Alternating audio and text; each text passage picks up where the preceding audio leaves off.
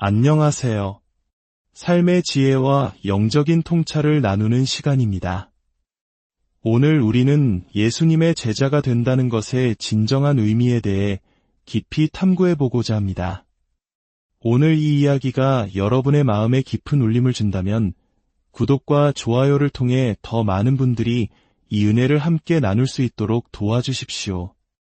여러분의 작은 실천이 다른 영혼에게는 큰 축복의 통로가 될 수 있습니다.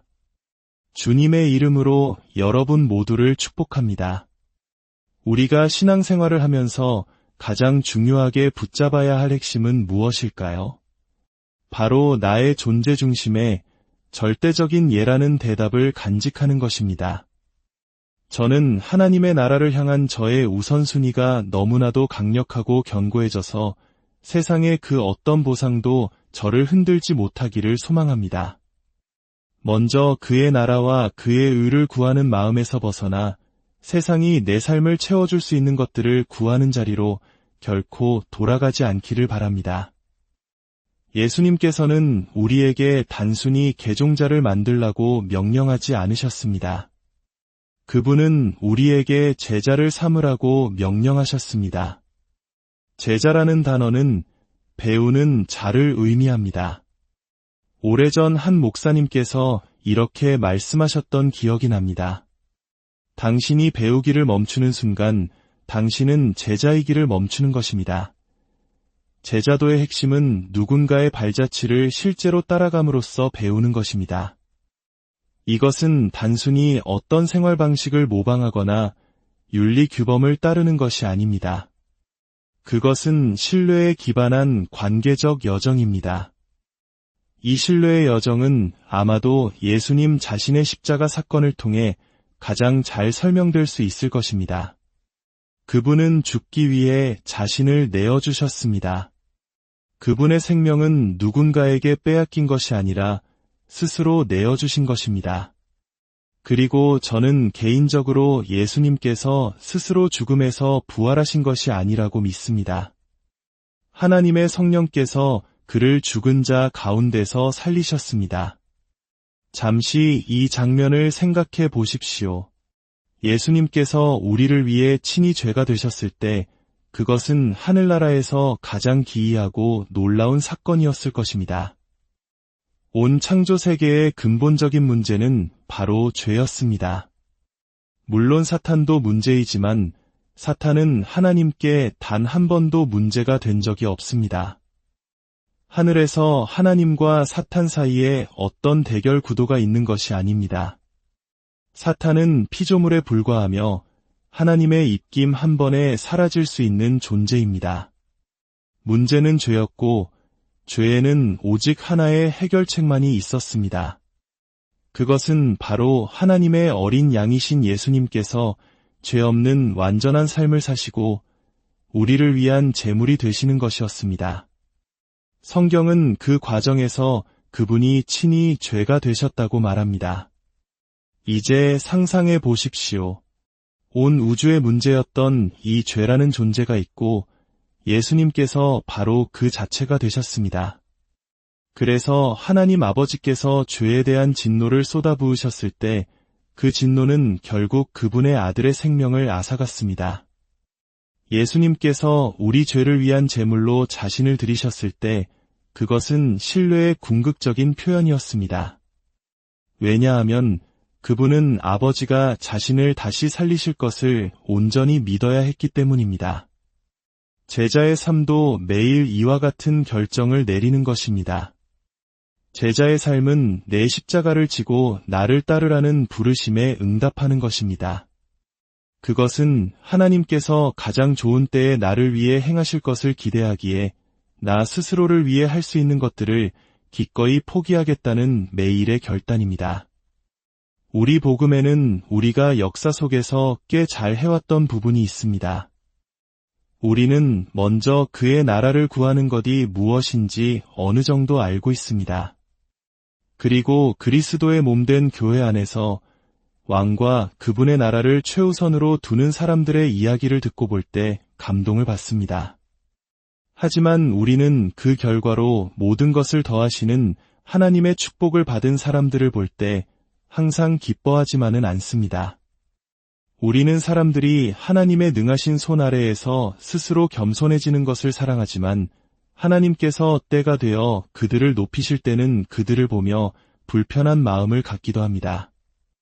우리는 은밀한 중에 희생적으로 헌신한 사람들의 이야기를 사랑하지만 그들이 사람들 앞에서 공개적으로 보상받을 때에는 마음 한구석에서 시기심이 일어나기도 합니다.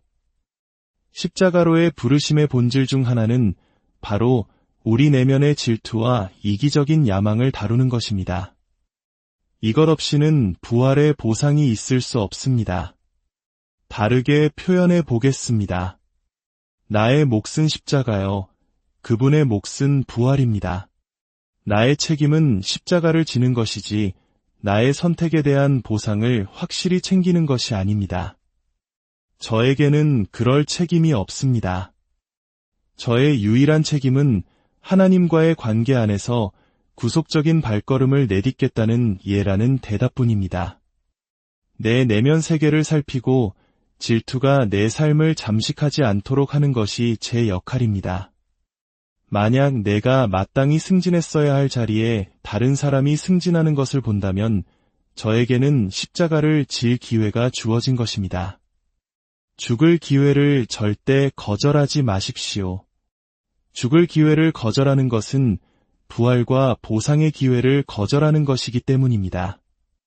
이것은 하나님과의 관계 속에서 이루어지는 신뢰의 여정입니다.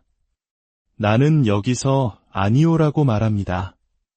왜냐하면 이 문제는 하나님께서 해결하실 것이고 그분께서 가장 좋은 때에 모든 것을 바로잡아 주실 것을 믿기 때문입니다. 그래서 은밀한 중에 드리는 자는 드러나게 보상을 받습니다. 때로는 교회 공동체 안에서 외적으로 축복을 받았다는 이유로 가장 많이 비판받는 사람들이 실제로는 매우 어려운 상황 속에서 묵묵히 자신의 십자가를 짊어졌던 사람들입니다. 그리고 주님께서 그들을 공개적으로 보상하기로 결정하신 것입니다. 하지만 우리는 그들의 뒷이야기를 모르기 때문에 우리 안에서 질투심이 꿈틀거리기 시작하고 그 질투는 마치 분별력이라는 가면을 쓰고 나타납니다. 질투와 쓴뿌리는 항상 당신이 옳다는 것을 증명할 개념, 증거, 정보를 제공할 것입니다. 그것들은 당신을 속임수 속에 머물게 할 충분한 정보를 제공하며 마치 그것이 합리적인 생각인 것처럼 느껴지게 만듭니다. 그러나 믿는 자의 삶에서 십자가가 하는 역할은 문제의 뿌리로 곧장 들어가는 것입니다. 그래서 저건 분별력이 아니라 질투구나. 저건 먼저 그의 나라를 구하는 것이 아니라 자기 자신을 높이려는 마음이구나 하고 훨씬 더 쉽게 인식하게 됩니다. 십자가의 길을 걸을 때 우리는 훨씬 더 명확하게 보고 생각하게 됩니다. 마태복음 10장은 제자도에 관한 주제에서 가장 도전적인 장 중 하나입니다. 예수님은 우리에게 정면으로 다가오십니다. 저는 이런 장들을 사랑합니다.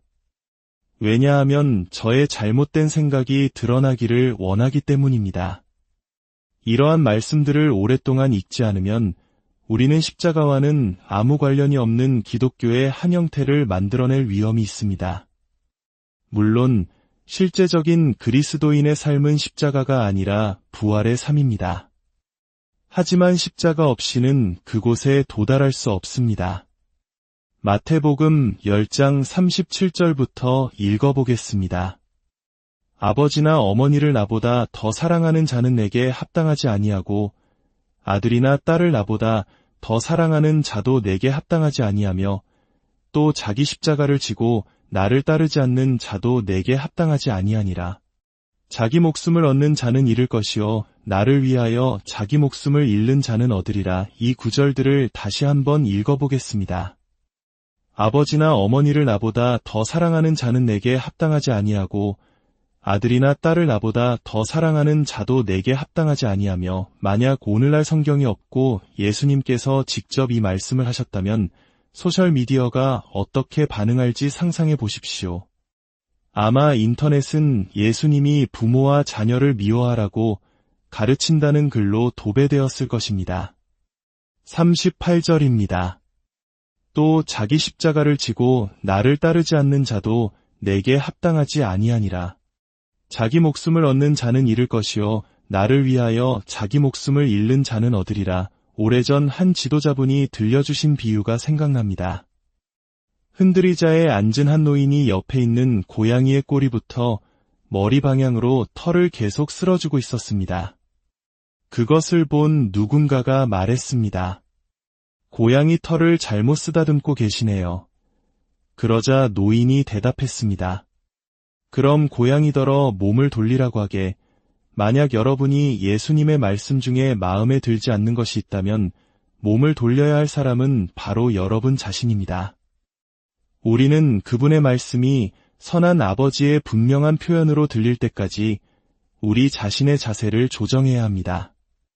마음의 그 자세를 갖추기 전까지 예수님의 말씀은 계속해서 우리를 불편하게 할 것입니다.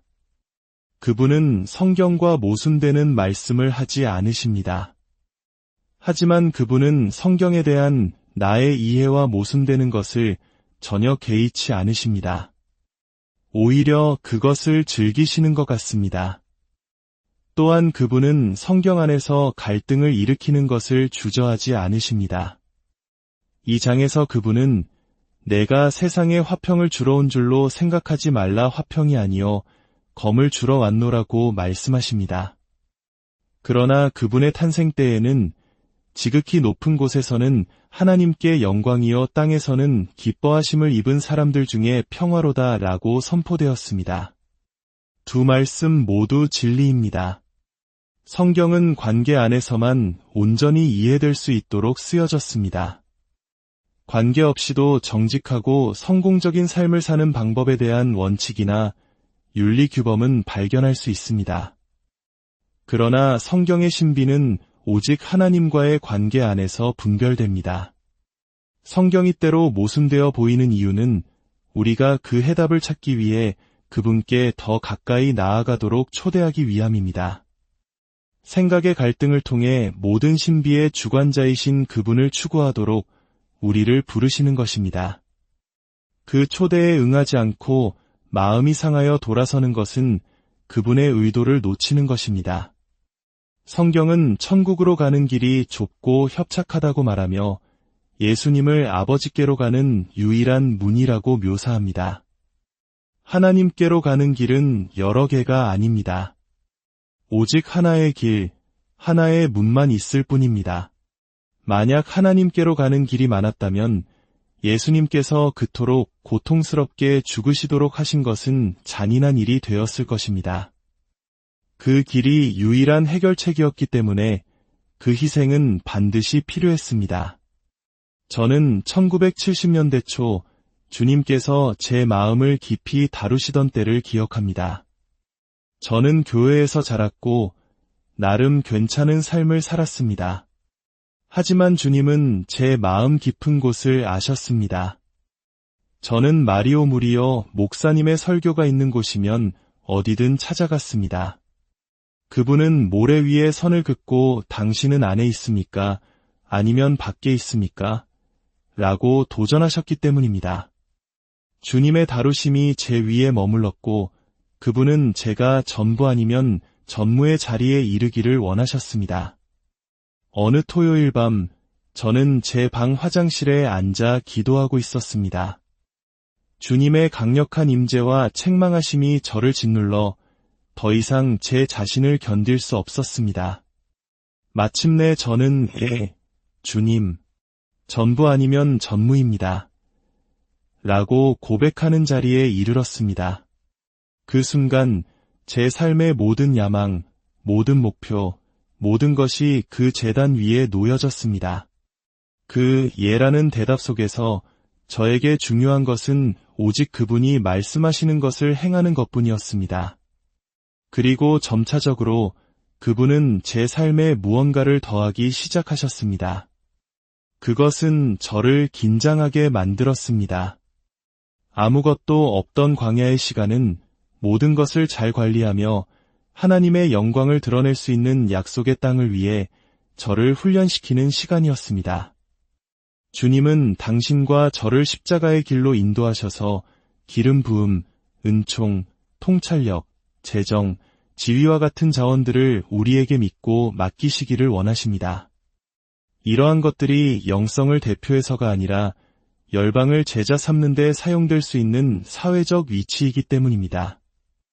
이제 우리는 누군가가 승진했을 때 우리 마음 깊은 곳에서 질투의 문제를 다루었기 때문에 예수님께서 저 사람을 높이셨구나라고 명확하게 분별할 수 있어야 합니다. 하나님이 은총을 베푸신 것에 나 또한 은총을 베풀지 않는 것은 어리석은 일입니다. 요한복음 13장 35절입니다. 너희가 서로 사랑하면 이로써 모든 사람이 너희가 내 제자인 줄 알리라. 모든 사람이라는 약속에 주목하십시오. 우리가 서로 사랑할 때 세상 모든 사람이 우리가 그분의 제자임을 알게 될 것이라는 놀라운 약속입니다. 요한복음 15장 7절과 8절은 더욱 놀랍습니다. 너희가 내 안에 거하고 내 말이 너희 안에 거하면 무엇이든지 원하는 대로 구하라 그리하면 이루리라. 너희가 열매를 많이 맺으면 내 아버지께서 영광을 받으실 것이요 너희는 내 제자가 되리라. 어떤 사람들은 여기서 말하는 열매가 성령의 열매라고 말하지만 이 문맥에서 열매는 기도 응답을 의미합니다. 아버지는 우리가 많은 열매, 즉 많은 기도 응답을 받을 때 영광을 받으십니다. 하나님과의 이 거하는 관계, 구체적으로 하나님의 마음과 얼굴을 구하는 지속적인 상호작용은 기도 응답을 숨쉬는 것처럼 자연스러운 일로 만듭니다. 왜냐하면 우리의 심장 박동이 하나님의 심장 박동이 되고 우리의 부르짖음이 하나님의 부르짖음이 되기 때문입니다. 우리는 그분과 동역자로서 함께 일하게 됩니다. 제자의 삶은 십자가를 끌어안는 삶입니다. 그것은 내가 자연스럽게 하려는 것에 아니오라고 말함으로써 하나님께서 그분이 자연스럽게 하시는 일을 하실 수 있는 기회를 만들어드리는 특권입니다. 다른 사람이 당신의 축복을 위해 싸워준 경험이 있으십니까? 아니면 당신 스스로 당신의 축복을 위해 싸우셨습니까? 어느 쪽이 더 달콤하게 느껴지십니까? 제자의 삶은 바로 이것입니다. 내가 당신의 축복을 위해 싸우고 당신이 나의 축복을 위해 싸우는 것입니다. 내가 스스로를 위해 할 수 있는 것들에 대해 기꺼이 죽음으로써 하나님을 신실하게 대표하기로 선택할 때 그분께서 개입하셔서 이 문제는 내가 처리하마라고 말씀하십니다. 그럴 때 우리 삶에 더해지는 것들은 오직 십자가를 통해, 즉 우리의 예에 대한 그분의 예를 통해 오는 것들 뿐입니다. 내가 승진이나 다른 것들을 위해 했으며 내 삶을 복잡하게 만들 때 하나님께서 내 삶에 가져오신 것과 내가 내 삶에 가져온 것을 분별하기가 점점 더 어려워집니다. 이것은 우리의 헌신, 예배, 우선순위, 분별력에 영향을 미치고 감염시킵니다. 우리가 무엇을 위해 싸웠고 그분이 무엇을 위해 싸우셨는지 알지 못하기 때문입니다. 제자의 삶은 십자가의 삶입니다. 하나님께 예라고 대답하는 삶입니다. 저는 그 토요일 밤을 결코 잊지 못합니다. 하나님의 손이 너무나 무겁게 저를 누르셨고 저는 마침내 모든 것을 포기했습니다. 사냥이나 낚시를 좋아했지만 다시는 못하게 되어도 상관없었습니다. 입고 있는 옷 외에 다른 어떤 것도 소유하지 못해도 괜찮았습니다. 그것은 너무나 절대적인 예여서 제 삶의 모든 야망과 목표가 그 제단 위에 놓였습니다. 그리고 하나님은 제 삶에 무언가를 더하기 시작하셨습니다. 그럴 때마다 저는 다시 제단으로 돌아가야 했습니다. 하나님, 제 존재의 핵심에 있는 이 절대적인 예를 지켜야만 합니다. 이 보상이 저를 흔들지 못하도록 이것을 다시 드릴 수 있을까요? 보상이 저를 먼저 그의 나라를 구하는 것에서 돌아서게 하여 주님이 제 삶을 채우실 수 있는 것을 구하는 자리로 이끌게 되는 것을 결코 원치 않습니다. 세상에서 가장 멋진 일은 당신의 마음 깊은 곳에서 하나님께서 무엇을 원하시든 주님이라고 대답할 준비가 되어 있다는 것을 아는 것입니다. 그분보다 더 가까이 당신의 마음에 둔 것이 아무것도 없다는 것을 아는 것입니다. 예수님께서 내 부모나 자녀를 나보다 더 사랑하면 내게 합당하지 않다고 말씀하셨을 때 그것은 우리를 벌하시거나 가족에게 무례하게 굴라는 것이 아니었습니다. 그분은 내가 나를 첫째로 두면 그들을 훨씬 더 잘 사랑할 자격을 갖추게 될 것이다. 라고 말씀하신 것입니다. 당신이 자녀를 위해 할 수 있는 최선은 하나님을 첫째로 두는 것입니다. 그러면 그들에 대한 당신의 사랑은 생명을 변화시키는 사랑이 될 것입니다. 마지막으로 여러분을 위해 기도하고 싶습니다. 이사야 신장에는 이런 놀라운 구절이 있습니다. 아침마다 깨우치시되 나의 귀를 깨우치사 학자들 같이 알아듣게 하시도다. 여기서 학자는 제자를 의미합니다. 하나님께서 아침마다 제자의 귀로 우리를 깨우신다는 것입니다. 오늘 밤 하나님께서 여러분의 잠을 주장하셔서 내일 아침 무언가 특별한 일이 일어나기를 기도합니다. 그분을 향한 예라는 대답의 기쁨으로 깨어나는 아침이 되기를 축복합니다. 그리하여 그분께서 당신의 삶 위에 부활의 능력을 나타내시는 예로 응답하실 수 있도록 말입니다. 아버지 하나님, 오늘 밤 우리의 삶 속에서 그리고 이제부터 영원토록 우리가 매일 제자의 귀를 가지고 깨어날 수 있도록 도와주시옵소서. 우리 내면 깊은 곳에서부터 솟아나는 기쁨으로 주님께 예라고 대답하게 하시고 그로 인해 주님의 부활 생명이 우리의 삶을 통해 흘러넘치게 하옵소서. 주 예수 그리스도의 이름으로 기도합니다.